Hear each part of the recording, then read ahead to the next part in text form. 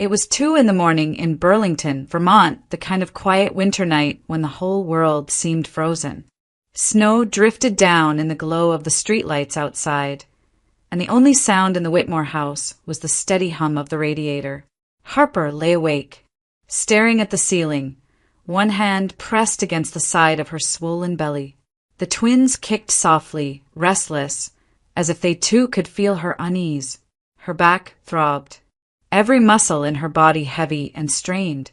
She turned carefully, hoping not to wake Andrew, but she didn't have to worry. He was sound asleep, one arm flung over the blanket, breathing deep and even oblivious. For a moment, she just watched him. The man who once whispered love into her hair now slept with his back turned, miles away even in the same bed. Harper tried to remember the last time he'd reached for her hand without her having to offer it first. She couldn't. Slowly she sat up, wincing at the pressure in her ribs, and pulled on her cardigan. The floorboards creaked under her as she made her way downstairs. The kitchen was dark except for the soft blue light from the snow outside. Harper filled the kettle and waited, her reflection faint on the window pane. She used to love this house, the maple cabinets, the lake view, but now it felt too quiet, too empty. The tea hissed as it poured into her cup, the scent of chamomile filling the air. She leaned on the counter and let the warmth seep into her hands. Her thoughts wandered back to the early days with Andrew. The laughter, the road trips, the way he used to look at her as if she were the best thing that had ever happened to him. He was the one who'd wanted a family so badly. He'd said it was all he'd ever dreamed of, coming home to little feet running down the hall, someone calling him Dad. She'd smiled then, believing him. But the day they learned she was carrying twins, something inside him changed. The joy on his face faded into calculation. The stress at work became his excuse for every cold word. Every night he stayed out late. Every morning he skipped breakfast with her. Harper tried to tell herself it was just the pressure, that he'd come around once the babies arrived. But as the months passed, his patience vanished entirely. He stopped touching her stomach. He stopped asking how she felt. When she mentioned baby names, he just grunted and went back to his phone. Now, standing in the half-light, she ran a hand over her belly and whispered, "It's okay. I've got you." The twins moved again, a slow, gentle roll beneath her palm. She smiled weakly. "We'll be fine. Somehow." Outside, the wind pushed against the window, a low, hollow sound that made the house shudder. Harper stared into the darkness, trying to picture the life waiting on the other side of all this. The nursery she'd painted, the laughter she hoped would fill these walls again. But beneath that fragile hope was something heavier, something she didn't want to name. She turned off the light and climbed the stairs, step by careful step. Andrew didn't stir when she slid back into bed. His face was turned away, half hidden by shadow. Harper pulled the blanket over her stomach, her eyes wide open in the dark. She told herself that things would change once the twins were born, that Andrew would remember the man he used to be. But as she lay there, listening to the snow fall and the silence between them, she felt the truth settle deep in her chest. Something in their marriage had already broken, and no amount of love or hope or new life would ever make it whole again. Morning light crept across the snow outside, soft and pale, tinting the kitchen walls with a gentle gold. Harper stood by the stove, carefully flipping pancakes, the smell of bacon filling the air. She'd been awake since dawn, hoping that today would be different, that maybe a warm breakfast and a smile could melt the frost that had settled between them. She wanted the morning to feel normal, domestic, like the life they used to have. Andrew came down the stairs with the same heavy, impatient steps she'd come to dread. His tie hung loose around his neck, and his phone was already in his hand. Without even glancing at the table, he muttered, "You were up half the night again. I could barely sleep with you moving around." Harper froze, spatula still in hand. "I'm sorry," she said softly. "My back hurt. The babies were. Yeah, well, he cut in. dropping his phone onto the counter with a thud. Maybe you could at least try not to wake the whole house next time. Her stomach tightened. She wanted to shout, to remind him that the whole house was just the two of them, that she hadn't slept properly in weeks, that she was carrying their children while he treated her like a stranger. Instead, she turned off the stove and set the last pancake onto the plate. "Breakfast's ready," she said quietly, forcing a smile. Andrew sat down, scrolling through his emails. "Bacon's too crispy," he murmured after a bite. "And the coffee's cold." Harper's throat burned. She looked at him across the table, the same man she'd once fallen in love with, now a stranger wearing her husband's face.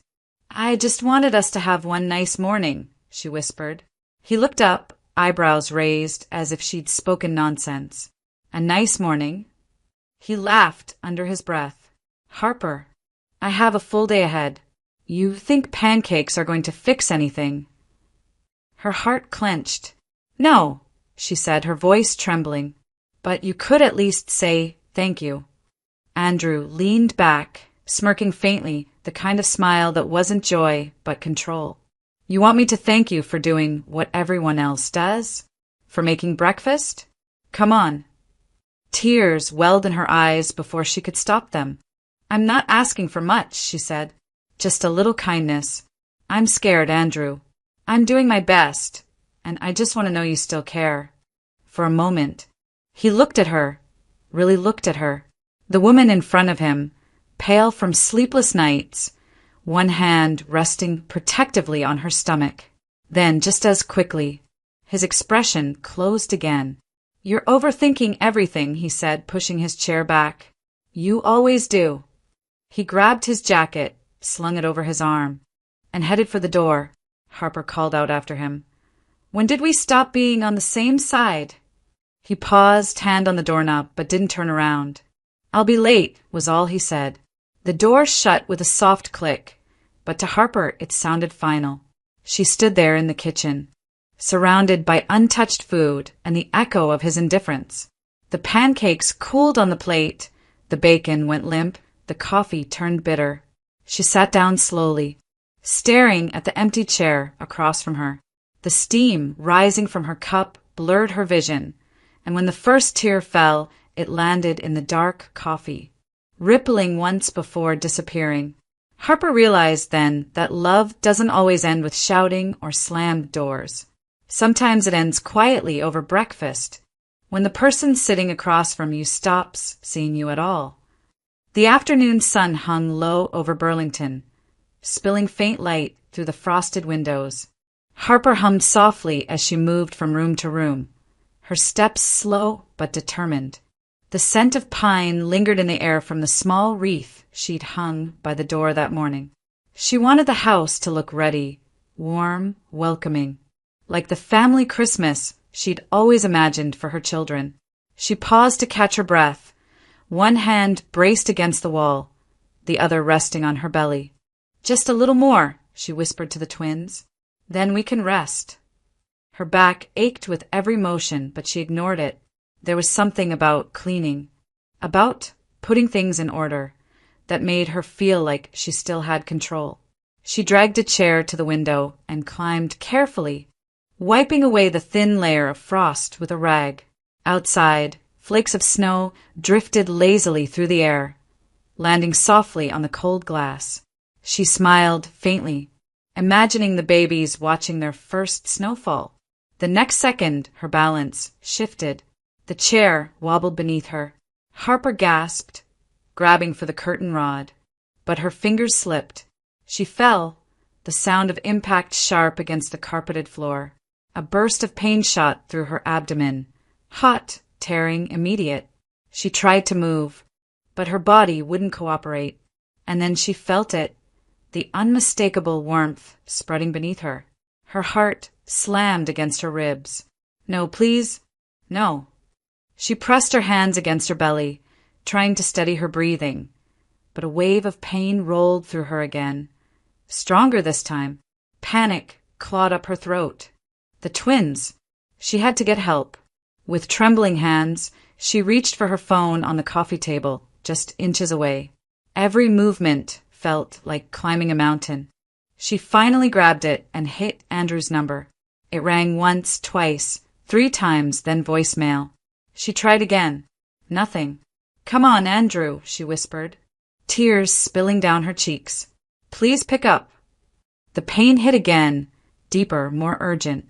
She curled on her side, gasping. Desperate. She opened her messages and typed as fast as she could, her fingers slippery with sweat. "Please come to the hospital. I'm in labor." She hit send and let the phone drop beside her, breathing shallow and fast. A minute passed, then another. No reply, no call back. The silence in the room was unbearable, filled only with the ticking of the wall clock and the distant hum of the heater. Her vision blurred as she tried to focus. Something was wrong. She could feel it. The pressure was unbearable now. Harper cried out, clutching her stomach, praying the babies would hold on just a little longer. She needed someone, anyone. Meanwhile, across town, the message buzzed on a phone lying on a polished oak desk at Carter Financial Group. David Carter looked up from the paperwork he'd been reviewing, his brow furrowing as he read the text. "Please come to the hospital. I'm in labor." He blinked, confused. Harper Whitmore, he recognized the name. She was Andrew's wife. But why would she text him that? He tried calling Andrew immediately. No answer. He frowned, tried again. Still nothing. The unease in his chest grew heavier by the second. David stood abruptly, grabbing his coat. He called his assistant on the way out. "Cancel my meetings," he said. "There's an emergency." Outside, snow had started to fall harder, the wind carrying sharp flurries across the parking lot. He moved, quickly, heart pounding. He didn't know what he was walking into, only that someone needed help. And she didn't have anyone else. Back at the house, Harper's breathing grew shallow, her body trembling as contractions tightened like iron bands. She clutched her phone again, praying she'd typed the message correctly. The world was fading into blurs of white and pain when she finally heard it, a distant siren, cutting through the storm. Relief washed over her in waves just before everything went black. The hospital's fluorescent lights hummed softly, their glow pale against the gray Vermont morning. David Carter hurried through the sliding glass doors of the University of Vermont Medical Center, shaking snow from his coat. The text still glowed on his phone screen. "Please come to the hospital. I'm in labor." At the front desk, a nurse looked up. "Mr. Whitmore." He blinked. "I know. Before he could finish, another nurse appeared holding a clipboard. "Your wife's in active labor. We need you to sign these forms." David opened his mouth to correct them again, but the words wouldn't come. He caught the nurse's anxious expression and realized arguing would only waste precious time. "Just tell me where she is," he said. They led him through a maze of white corridors. The smell of antiseptic hung in the air, sharp and cold. Somewhere a baby cried. When they reached the delivery room, David froze at the sight of Harper, pale, drenched in sweat, gripping the rails of the hospital bed as another contraction tore through her. She didn't see him. Her eyes were shut tight, her lips whispering something between a prayer and a plea.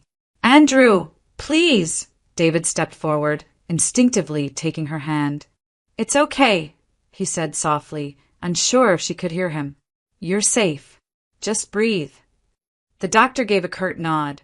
"Good timing, Mr. Whitmore. We're almost there." David didn't correct him. He stayed right where he was, feeling her trembling fingers in his. Minutes blurred into hours. The room filled with the rhythm of urgency. Nurses calling out numbers, the steady beeping of monitors, Harper's sharp, exhausted cries.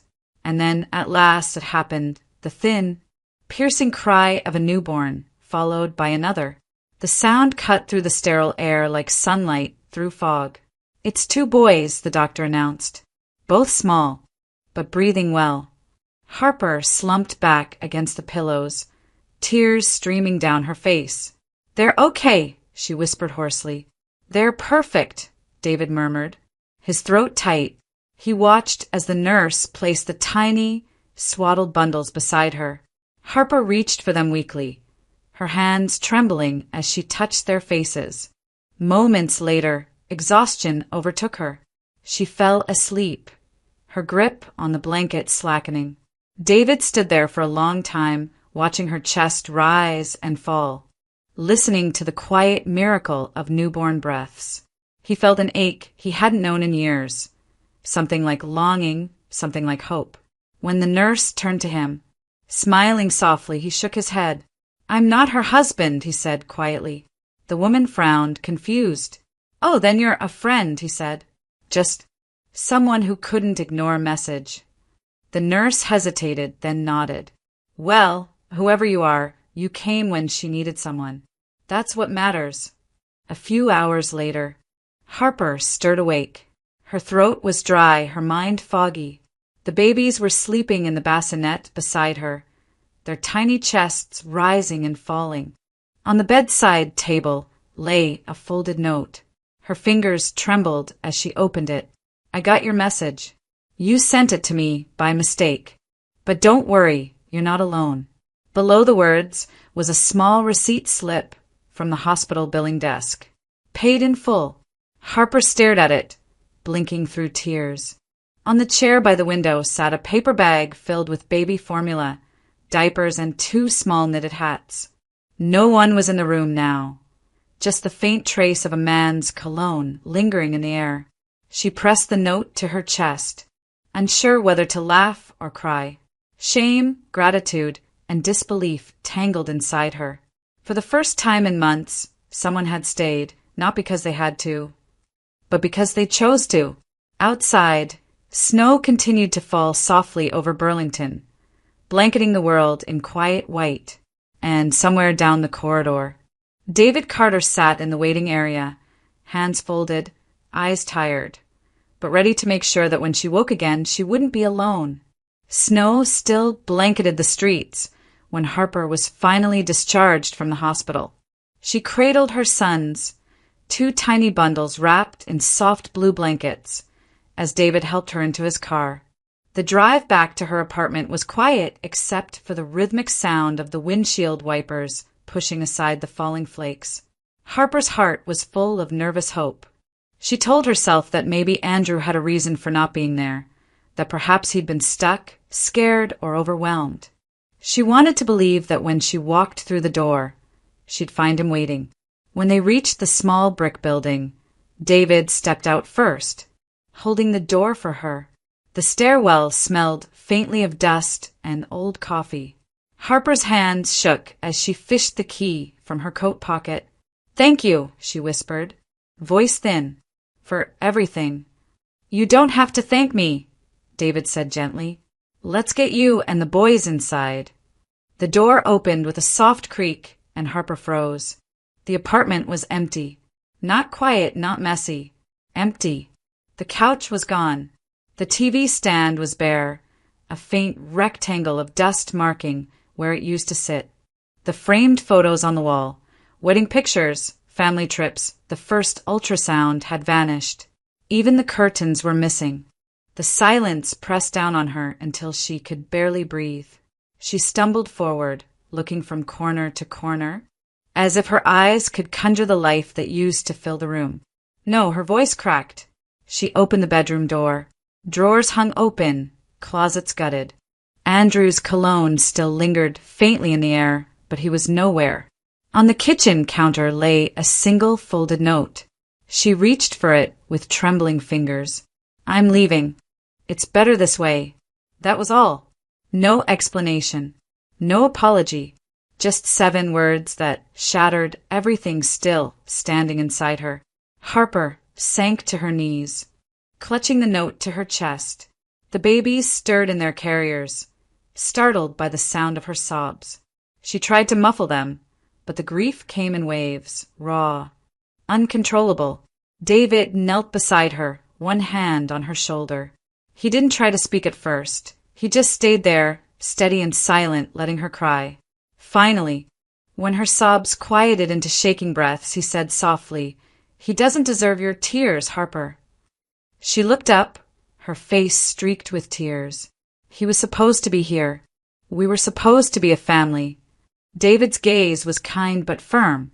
You still are, just not the way you imagined. He glanced toward the babies. They're your real family now. Everything else can be rebuilt. Harper wiped her face with the back of her hand, her body trembling from exhaustion. I don't even know where to start. Then let me help you, he said simply. You can't stay here. Not like this. He stood, lifted the car seats with practiced care, and turned toward the door. Harper hesitated only a moment before following. When she looked back one last time, the apartment seemed smaller than ever, a hollow shell of promises that had already turned to dust. Outside, the cold air hit her face, sharp and clean. David opened the passenger door, helping her settle in as the twins slept quietly beside her. Where are we going? She asked faintly. My place, he said. It's not far by the lake. You'll have a warm bed, food, peace, just until you figure things out. Harper nodded slowly, staring out the window as the car pulled away. The building that had once been her home grew smaller in the rearview mirror until it disappeared behind the falling snow.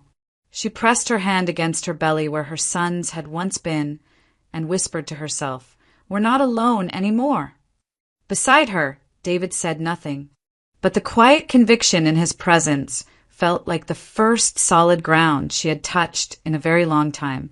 The wooden house by Lake Champlain glowed softly against the falling snow, its windows lit with golden light and the faint scent of cinnamon drifting through the air. Harper stood by the kitchen counter, dusting flour from her hands, while Sophie Carter, David's 6-year-old daughter, giggled beside her, her fingers sticky with cookie dough. Too much sugar? Harper asked with a smile, watching the little girl sneak another pinch from the bowl. Sophie grinned, her front teeth missing. Daddy says there's no such thing as too much sugar at Christmas. Harper laughed, the sound light and warm, echoing softly in the kitchen. It felt strange and wonderful to laugh again. In the weeks since David had taken her and the twins in, life had begun to take on a rhythm she hadn't realized she missed. Mornings filled with the smell of coffee, afternoons spent rocking the babies by the fireplace, evenings when the lake outside glimmered under the moonlight like glass. Through the window, the frozen water shimmered beneath the pale sky. The world seemed to have slowed down in this house, far from everything that had broken her. Almost done. David's voice called from the living room. Almost, Harper replied. But your daughter might eat the entire batch before it's baked. He appeared in the doorway, smiling, his flannel sleeves rolled up, eyes tired but kind. It's Christmas, he said, shrugging. Rules don't apply. Harper shook her head, trying not to smile too wide. You're going to regret that when she's bouncing off the walls. Sophie laughed and reached up for David, who lifted her effortlessly, spinning her once before setting her down. The warmth that filled the room wasn't just from the fire. It came from something quieter, deeper. Harper hadn't felt this safe in years. Later that evening, when Sophie was asleep and the twins lay quietly in their crib near the fireplace, Harper and David sat together on the couch. The lights from the Christmas tree flickered gently, reflecting off the ornaments Sophie had insisted on hanging all at once on the same branch. David looked at the tree for a long moment before speaking. Laura used to love this time of year, he said softly. She'd play carols from the moment Thanksgiving ended. Drove me crazy, but now I'd give anything to hear it again. Harper turned toward him, her voice gentle. She must have been a wonderful woman. She was, he said, strong, kind. She never complained, even when things got bad. Harper didn't ask about the illness. She could hear the ache in his voice. Instead, she said, quietly, she'd be proud of the way you've raised Sophie. David smiled faintly. And you, how you've managed all this. 2 newborns, after everything you've been through. Most people would have fallen apart. Harper stared into the fire, her heart tightening. I did fall apart. You just found me before I disappeared completely. They sat in silence for a while, the fire crackling softly. A few nights later, Harper was rocking one of the twins when she heard a voice through the open living room window. Low, hurried, familiar. Her breath caught. Andrew. She set the baby gently down and moved closer to the window. The cold air stung her face as she leaned in. Andrew's voice came through clearly over the phone. Yeah, tonight. Melissa's got the files. We meet them at 8, easy money. Harper's pulse quickened. Files. Company. She didn't know the details, but she knew enough to feel dread. Quietly, she stepped away and found David in his study. I think you need to hear something, she said, her voice shaking. She repeated every word she'd heard. David's expression hardened instantly. He picked up his phone. Stay here, he said calmly, dialing the police. This ends tonight. Hours later, the news came in. Andrew Whitmore and Melissa Kane had been arrested in a downtown parking lot, caught selling confidential company data to a competitor. Harper sat by the window, the Christmas tree lights flickering behind her, snow swirling outside in the dark. Her hands trembled as she held her sons close. It wasn't revenge she felt, just an ending. The chapter that had once defined her life had closed, quietly, cleanly, under the silent witness of falling snow. In the next room, David was on the phone with the authorities, his voice calm, steady. When he returned, Harper looked up at him through tired tears. He didn't speak. He just placed a gentle hand over hers and said softly, You're safe now. And for the first time in a very long time, she truly believed it. The walls of the Vermont County Detention Center were gray and cold. The kind of place where even sound seemed to fade before it reached the end of a corridor. David waited in the visiting area, his hands folded, his coat draped neatly over the chair beside him. He didn't know why he'd agreed to meet Andrew Whitmore one last time. Perhaps closure, perhaps curiosity. But as the door opened and Andrew entered, escorted by an officer, David realized it was something simpler. He wanted to see the man who had caused so much pain and understand what kind of emptiness could make someone destroy their own family. Andrew looked smaller than David remembered. His hair was unkempt, his once confident posture now slumped. When the officer left, the room filled with a tense silence. I wasn't expecting you, Andrew muttered, sitting down across from him. I know, David said calmly. I'm not here for you. I'm here because Harper deserves an ending. Andrew smirked faintly, though it didn't reach his eyes. So, she sent you to speak for her now? I guess that fits. Always needed someone to save her. David's expression didn't change. No, she didn't send me. She doesn't even know I'm here. I just thought you might want to understand what you've done before it's too late. Andrew leaned back, folding his arms. What I've done? Please. You act like I'm a monster. You don't know what it's like living with someone who gives up on herself. Harper used to be fun, spontaneous. Then she got pregnant, and everything changed. All she ever talked about was the babies, the bills, the house. It was suffocating. David's voice was steady but edged with steel. She carried your children while you carried your ego. Andrew's jaw tightened, but he didn't look away. You think you know her? You've known her for what, 2 months? Try years of her moods, her clinginess. Melissa made me feel alive again. She reminded me of what I used to be. David let the words hang in the air for a moment. And what are you now? He asked quietly. A man in a prison jumpsuit, facing a felony charge because of her. Is that what feeling alive means to you? Andrew's smirk faltered. He stared at the table between them, tracing the edge with his thumb. The silence stretched until David slid a folder across to him. These are the custody papers, David said. You're still listed as the father of record. If you sign this, you surrender all parental rights to Harper. You'll have no legal claim, no visitation, no voice in their future.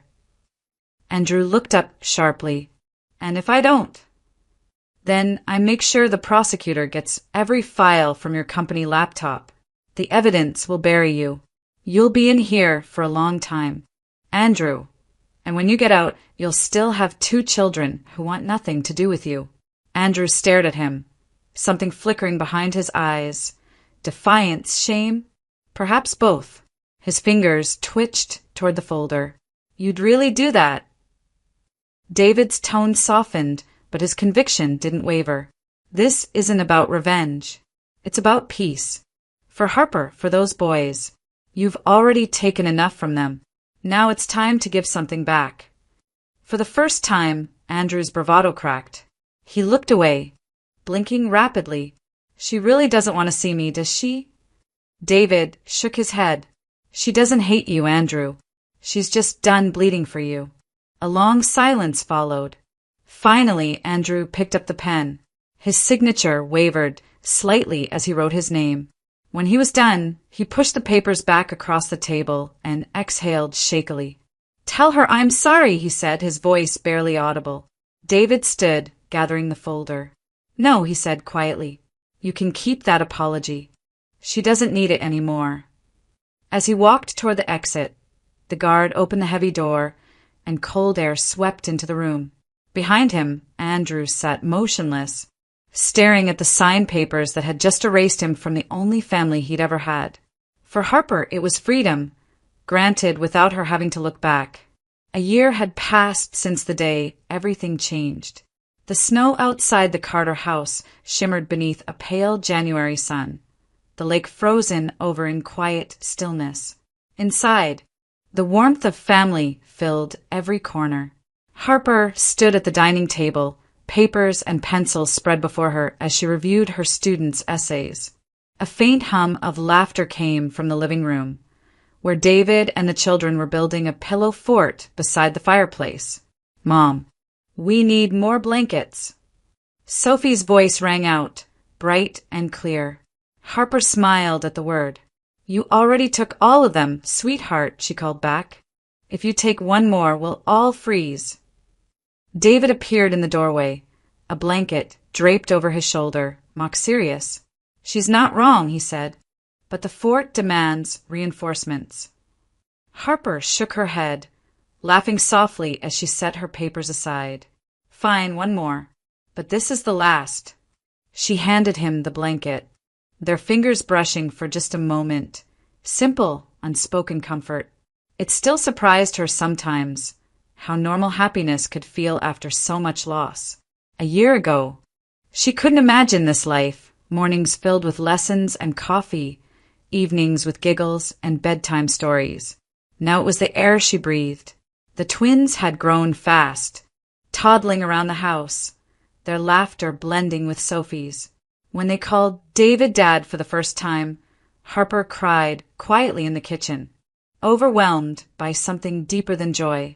That evening, after the children had fallen asleep, Harper found David in his study, his desk lamp casting a warm circle of light. He was holding something small in his hands, a black digital recorder. What's that? She asked. He looked up at her, eyes soft but steady. Closure, he said simply. I've been holding on to this for months, but I think you're ready to hear it.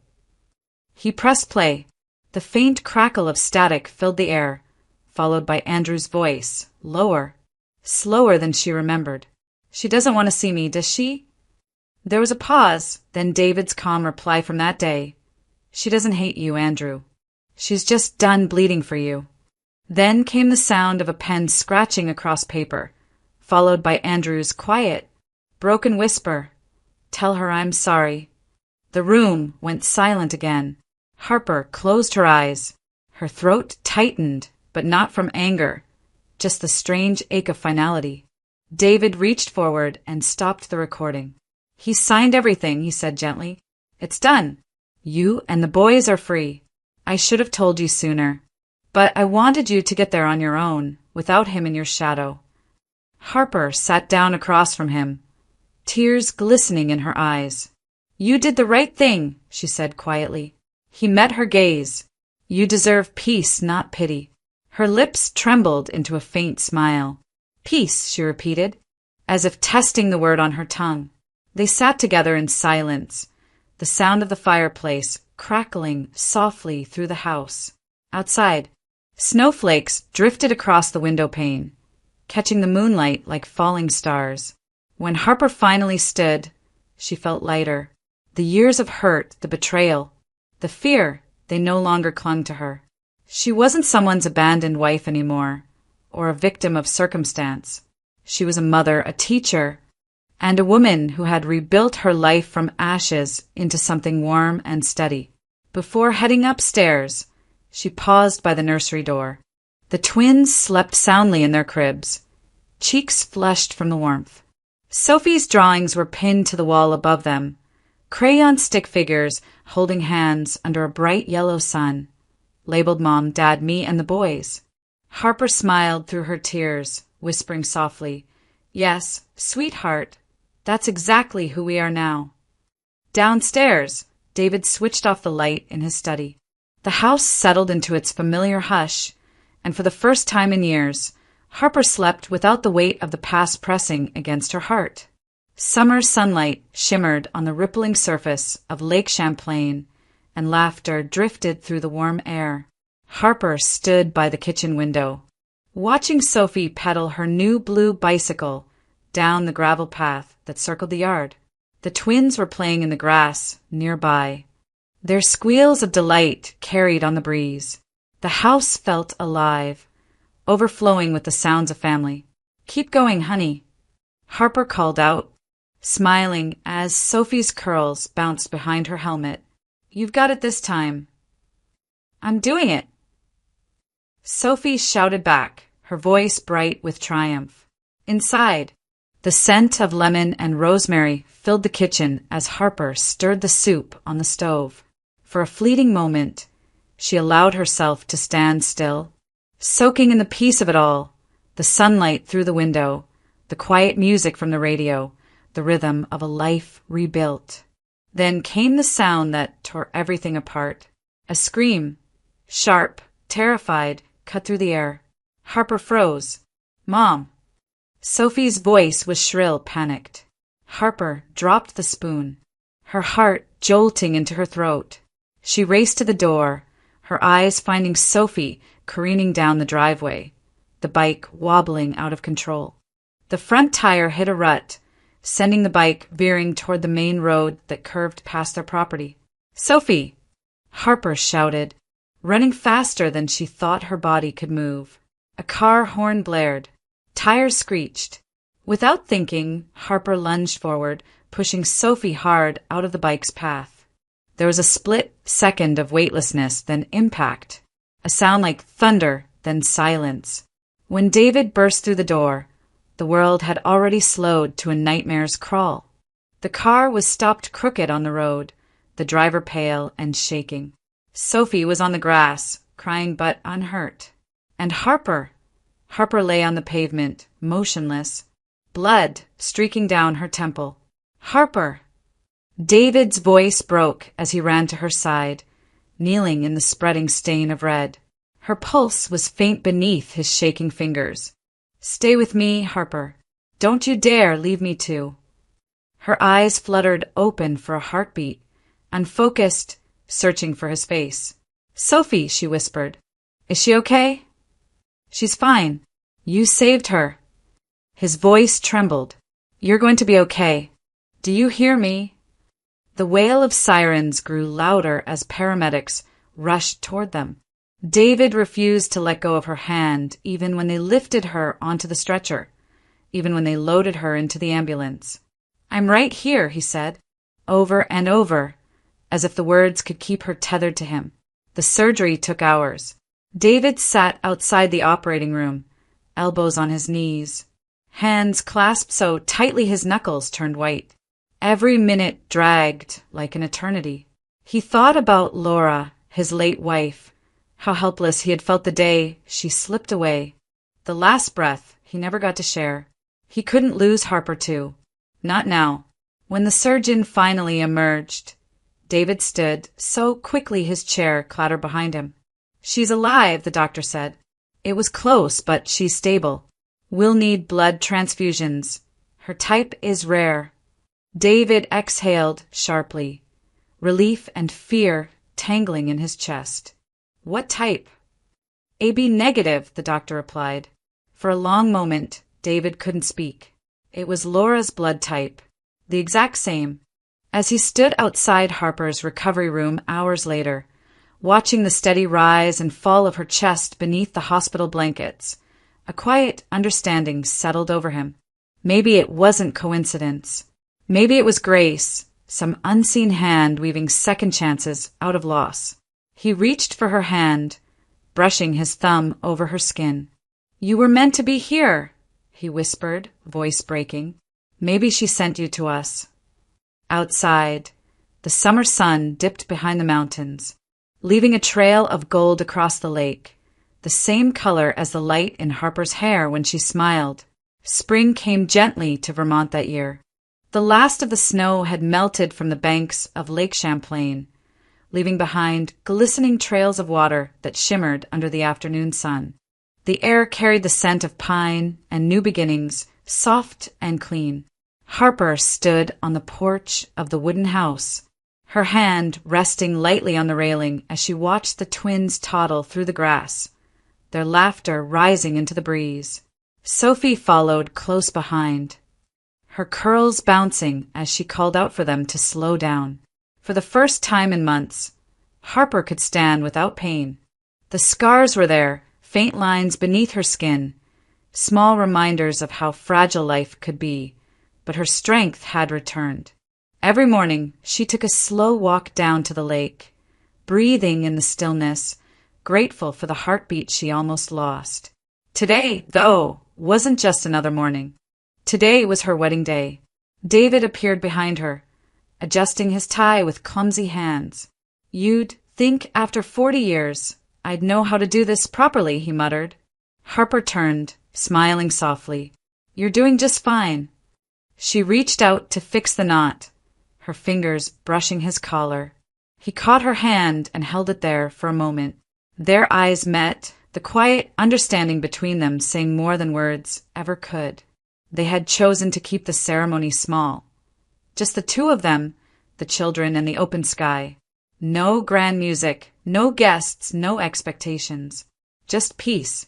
By sunset, the family gathered by the lakeshore. The water mirrored the colors of the sky, rose, gold, and faint violet, like the world itself was holding its breath. Sophie carried a handful of wildflowers she had picked from the edge of the property, and the twins clapped their tiny hands, unaware that this was a day that would shape their lives forever. David took Harper's hands in his. You know, he said softly, his voice catching with emotion. I never thought I'd find love again. After Laura, I thought that part of me was gone. He paused, smiling faintly. But then a message came to my phone one night, sent by mistake, and suddenly there you were. Harper's eyes glistened. Sometimes, she whispered, the wrong message leads you to the right person. He slipped the ring onto her finger, his hand trembling slightly. And sometimes, he said, God gives you back what you thought you'd lost, in a different shape, but just as precious. The wind stirred lightly, carrying the sound of the children's laughter across the water. Harper looked around at the faces that had become her world, the girl who called her mom, the boys who bore her smile, the man whose steady heart had given her a second chance. They weren't the family she had planned, but they were the family she had been meant to find. As twilight deepened, the lake turned to glass, reflecting the soft glow of lanterns David had strung between the trees. Harper leaned her head on his shoulder, watching the ripples fade. For the first time, she didn't wonder about what might have been. She only felt the quiet certainty of what was. Later that night, after the children had gone to bed, David wrapped his arms around her as they stood on the porch overlooking the starlit lake. You saved Sophie, he murmured. You saved all of us. Harper smiled, her eyes glimmering in the moonlight.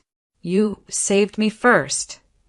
He kissed her forehead, and together they stood in silence, listening to the soft hum of the night, the sound of a life rebuilt, a love reborn, a miracle they hadn't seen coming.